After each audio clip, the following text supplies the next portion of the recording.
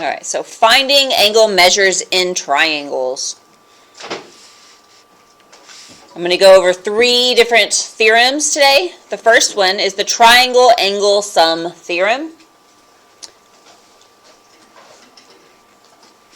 And that tells us that the sum of the measures of the angles of a triangle is 180 degrees.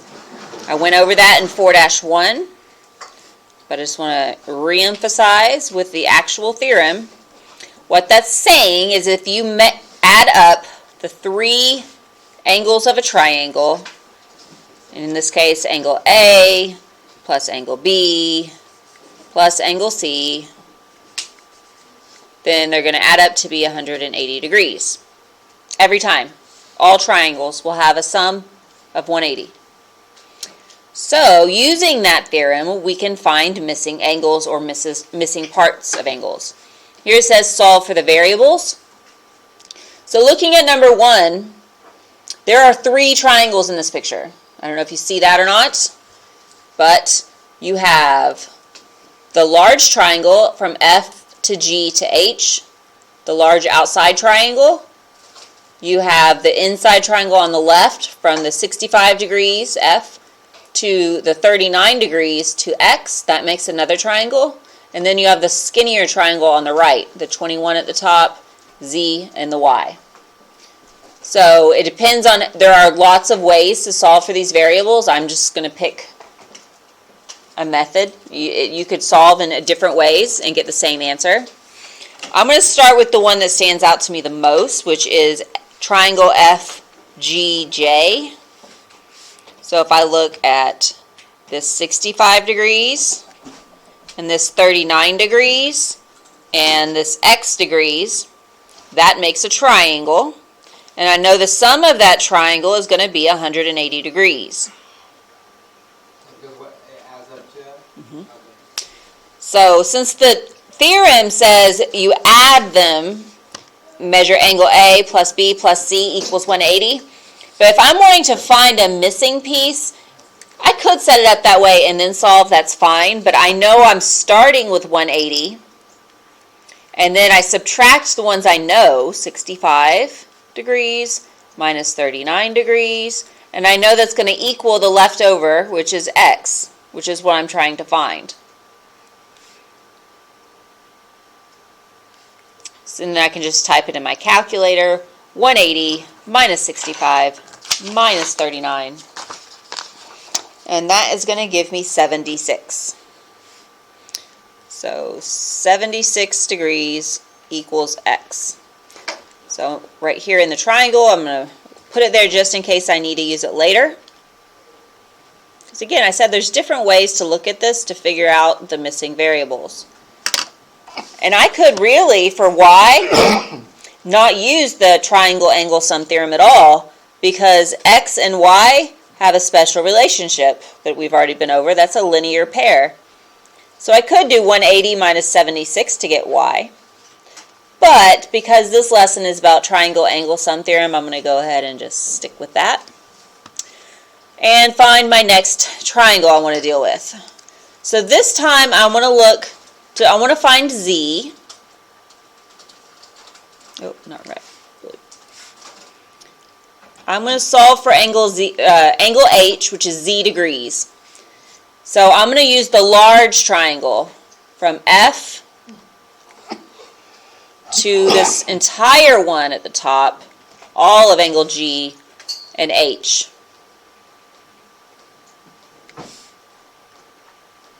So I'm using these 3 angles to find H, or Z. So I need not just the 21 degrees, it's going to be 39 plus 21, the entire corner up there, which is 60 degrees. So I know the large angle at the top is 60 degrees.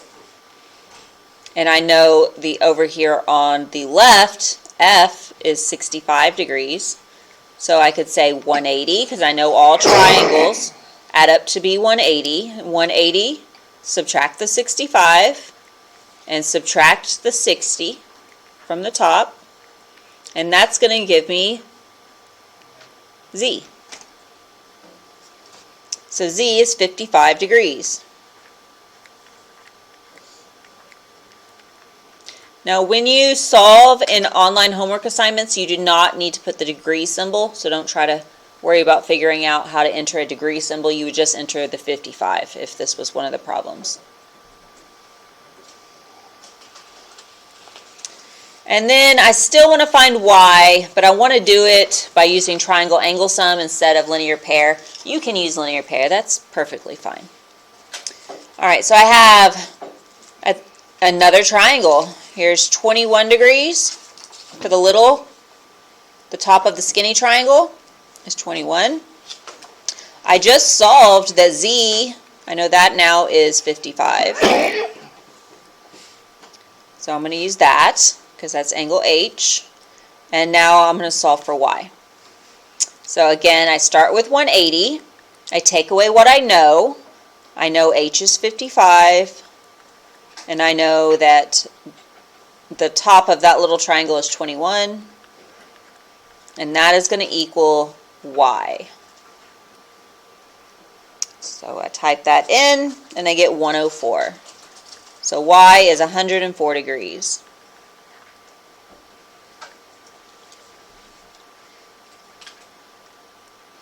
All right, and that's all of those were solved by using the triangle angle sum theorem. And then the second example has a tiny little bit of algebra in it. It's okay. Really tone down the amount of algebra in your problems, but we still have to include a little bit of it. So we're just treating this 4x plus 1 as that angle over on the left. So this is what we have for that corner. But we know that all triangles, regardless of what information we know about them or what additional information we know they have a sum of 180. So if you add the three corners together, then they should add up to 180. So we can always start with 180. Oh wait, hold on. We're not quite the same. In this case, we're going to set it up as the three corners, or the three angles add up to equal 180. So I know 75 plus 64 plus, and I'm going to write the whole thing there, 4x plus 1. It doesn't matter that it's not solved for. We're just writing it in just the way it was given, because we know that those three parts of a triangle add together to be 180 degrees. And then we can combine like terms and solve. So like terms, we have 75, 64, and 1. Those are all regular integers. So 75 plus 64 plus 1, so 75 plus 65, that gives us 140. And we still have the 4x. It didn't go away, so we can't forget about it. It's just different from the others. Equals 180. All right, so we need to solve for x. So I'm going to subtract the 140 to get x by itself. It's my goal. So the first thing I can do is I can remove the 140 from the situation by subtraction because it's positive. So then 4x equals 40. And then the last step is I can divide by 4 to get x by itself. So then x equals 10. And since the instructions just said solve for each variable, that's all I have to do for this problem. I could, if it wanted to know the missing angle, plug it in. 4 times x, which is 10. So 4 times 10 plus 1 is 41. Or if I wanted the angle, I could have done 180 minus 75 minus 64, and that amount would be, well, 41. Okay, so then the next, number 3, we're not going to worry about number 3. Just going to go away. Number 4, one acute angle in a right triangle measures 47 degrees. What is the measure of the other acute angle? So like most things in geometry, when you just read the problem that doesn't have a picture with it, it doesn't always make a lot of sense. So look for clues and sketch a picture, right? That's the best way to go about doing that. So one acute angle in a right triangle, that tells you what the triangle looks like. So that tells me I can sketch, it doesn't matter how perfect it is, but I can sketch a right triangle. It doesn't matter which direction the triangle faces. All that matters is that that corner is a 90-degree angle, so I marked it with a box. That gave me a lot of information. Then it says that one acute angle in the right triangle measures 47 degrees. So one of these angles is 47, so I'm going to put that in there.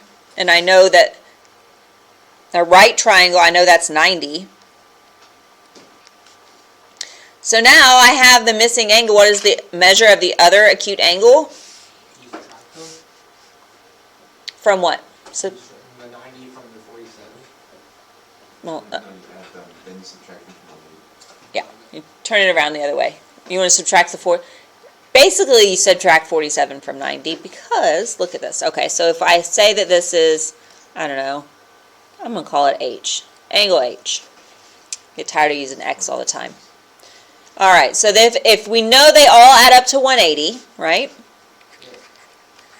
And then it's a right triangle, so you subtract 90.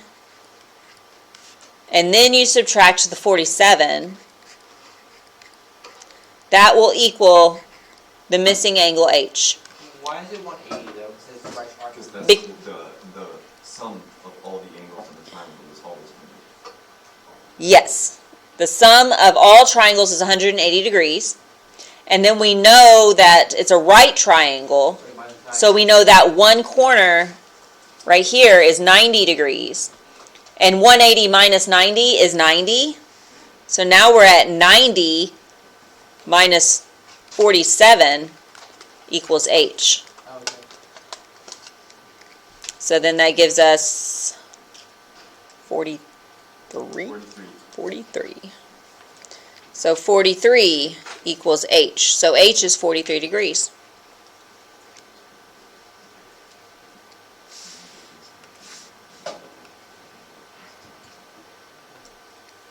But all triangles will always add up to 180 degrees. Okay. So that's what you always start with if you're trying to find a missing piece. Okay, so that's the triangle angle sum theorem. So up next is the exterior angles of a triangle. So this isn't the theorem yet. First, we have to give you some new vocabulary before we can give you a theorem. So what this says is an exterior angle of a polygon is an angle formed by a side of an extension of an adjacent side. Don't worry, I will simplify that. But what we're talking about is an exterior angle is an extension of a side.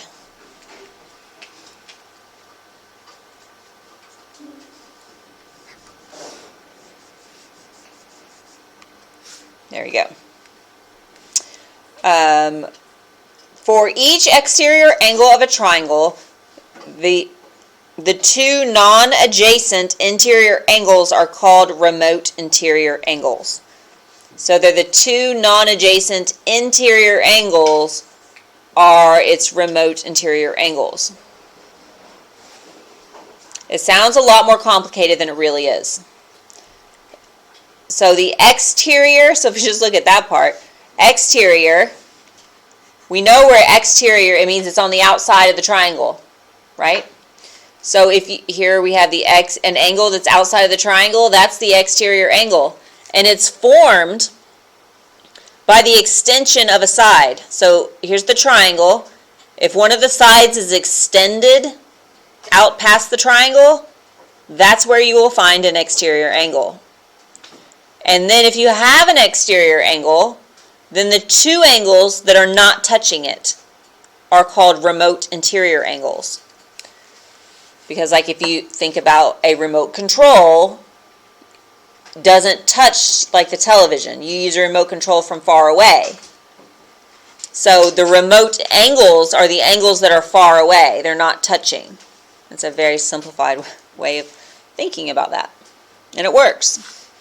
So, and they're interior because they're inside the triangle. Remote interior, they're across from the exterior. They're non-adjacent interior angles. Okay, so now you have the vocabulary, exterior angle, remote interior angles. We have a triangle exterior angle theorem. The exterior angle theorem. There's a lot of theorems. We're going over 3 today. Okay. But yes, this class has lots of theorems. It's pretty much all we do is go over theorems. The measure of each exterior angle of a triangle equals the sum of the measures of its 2 remote interior angles. All right, so the exterior angle of a triangle equals the sum of the measures of its 2 remote interior angles. So here's the 2 remote interior, and here's the exterior. So exterior is on the outside, and you can always tell you're going to use an exterior angles theorem because the triangle extends past on one side. That's the only time you'll see a diagram. We'll see how they're very different. It's not just a plain triangle. You can tell by looking at this, all 3 of these, that they will use an exterior angle theorem because they have a line that extends past the triangle. It's a huge clue right there that you're going to use the exterior angles theorem. So there's the exterior angle because it's the angle on the outside, angle 1.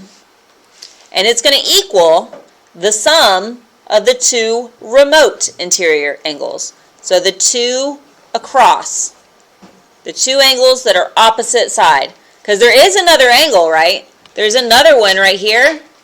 I'll call it 4. There's another angle I just drew up there called angle 4. But that one is not remote. It is touching angle 1. It's adjacent to angle 1. It's a linear pair with angle 1. So those 2 are not equal. 1 equals the sum of 2 plus 3. Angle 2 plus angle 3.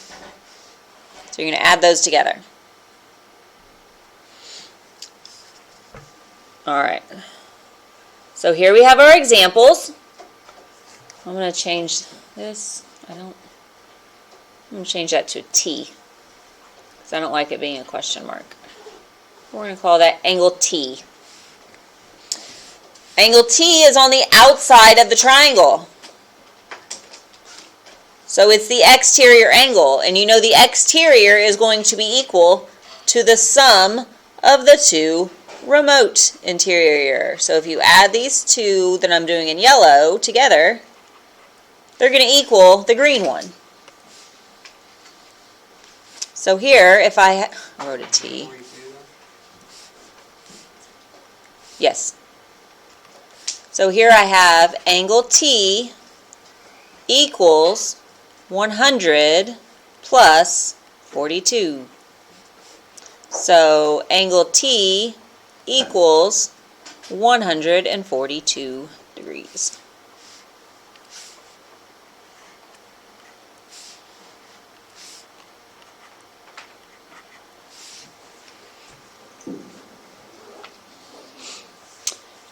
Sometimes you're asked for a remote interior angle, not the exterior, such as in number 2.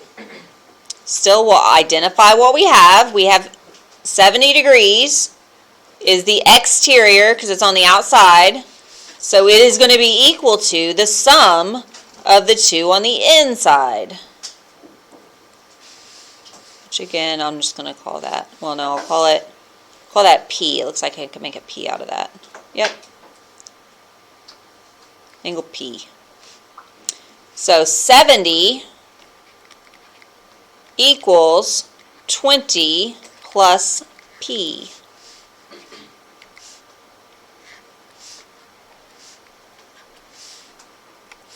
And then we solve. So to get P by itself, we're going to subtract 20. So then 50 equals P.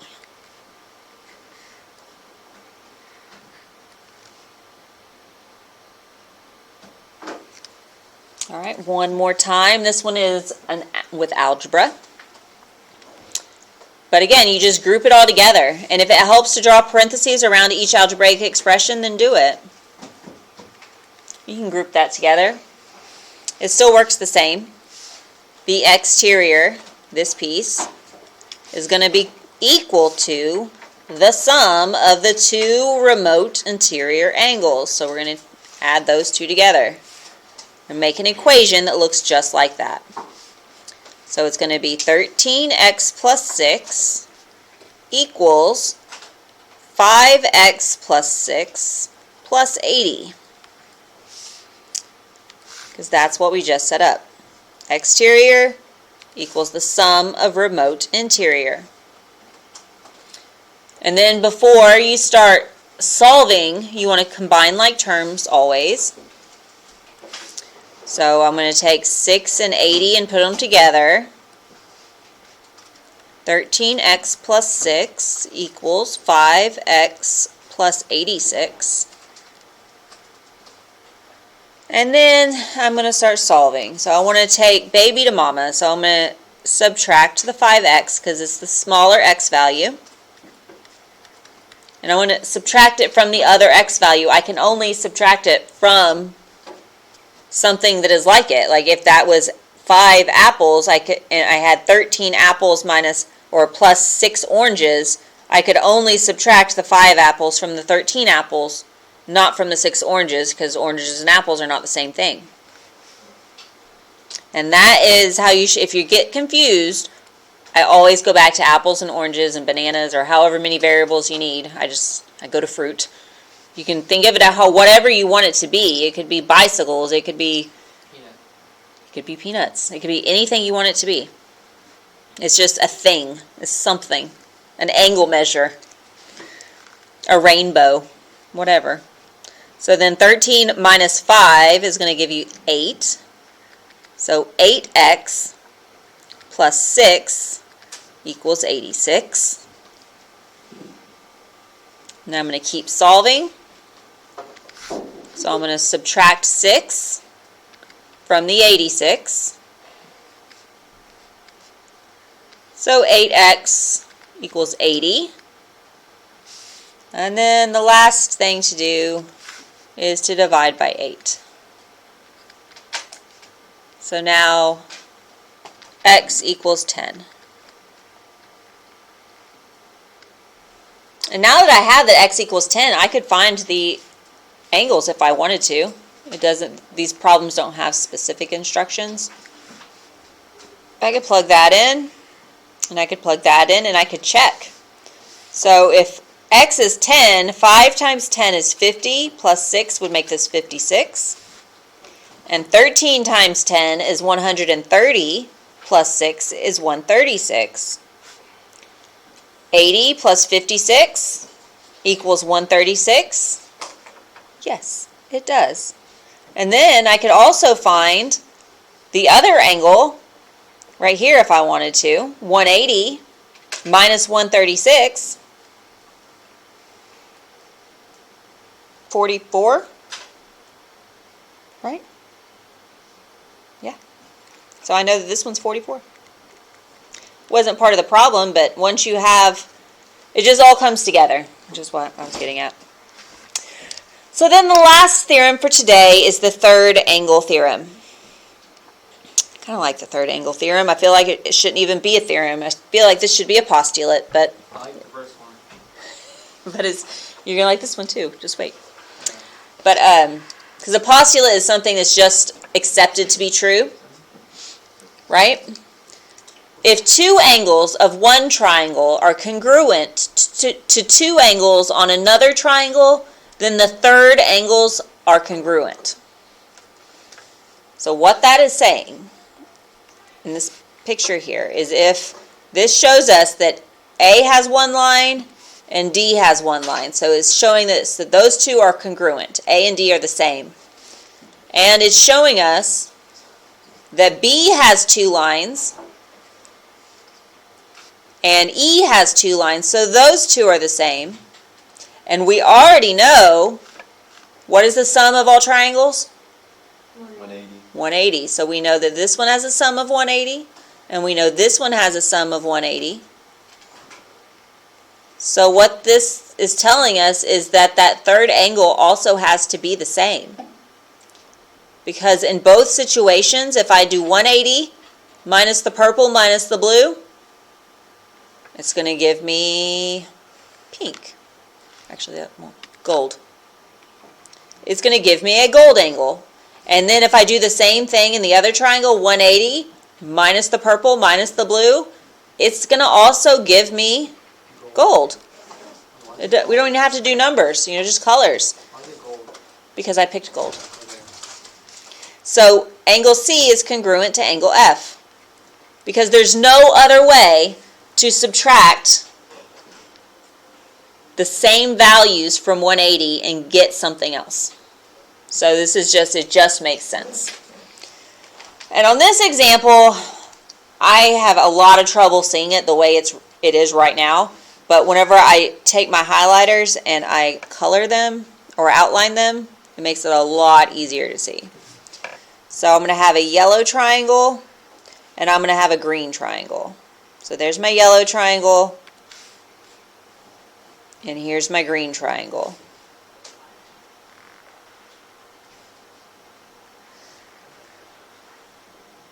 Doesn't it make it a lot easier to tell them apart now? I think so. So then I have these lines. So if I have a single line, I'm going to do a single orange line. And here's another single line. So anytime you have the same number of lines, it means they're the same. So I made both of the single lines orange. And then I'm going to do the double lines in purple. And the double lines in purple. Ooh, I missed that. You use a lot of colors when you do stuff. I do. Yeah, I feel it makes it easier to follow along with colors. I mean, assuming you're not colorblind, which I'm sure somebody out there is. Probably. But I just feel it's easier to follow along this way. So if I see, okay, so it says find the measure of angle K and the measure of angle J. So if I see that angle G is congruent to angle H, and angle F is congruent to angle I,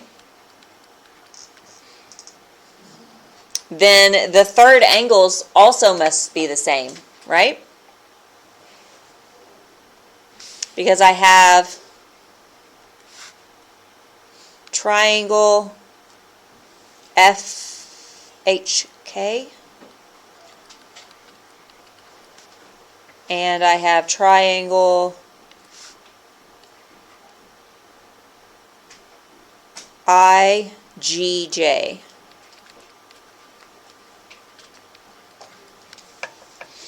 Okay, so I wrote them in a specific order also. If I started with F, F had 2 lines. So then when I did the gold triangle, I started with the one that had 2 lines, which was I. And then I wrote H. H had 1 line, so the next one I needed was 1 line from the other triangle, and that was G. So then K and J are in the same position. So I did write them in matching orders. So if G and H, the middle letters are the same, and F and I, the 2 first letters are the same, then that tells me that the third letters, K and J, also have to be the same, right? Because of the third angle theorem. So now I know that angle K is congruent to angle J. So since they're the same, they're congruent, and I have an expression for each of them, I can take the statement, the congruency statement, and change it into an equation to solve by plugging in their values. 4y equals 6y minus 40. And normally I don't like to get a negative y, but in this case it's going to be the easier route. So I'm going to go ahead and do it. I'm going to subtract the 6y, and it's okay to have a negative. Sometimes it's just easier. So I get negative 2y equals negative 40. And then I divide by negative 2. So y equals 20. Positive 20, right? Yes, positive 20. And it said to find the measure of k and the measure of j. Well, I have y. Y is 20. And I don't really even need to solve for both of them because I already know that they're the same. So now I'm just going to look at the two expressions and which one's easier. It looks like k is going to be easier, 4y. So if I take y is 20 and I plug it in right there, 4 times 20, that's 80. So if I know that k is 80 degrees, then I also know that j is 80 degrees. So the measure of angle k equals 80 degrees, which also equals the measure of angle j. And I kind of, it's like a cheat way of writing that. I only wrote the 80 once, and I put it equals on each side because the whole thing's equal. All right, so you have 4-2 in the online textbook as an assignment. And you have 2 class periods to get that done, today and tomorrow.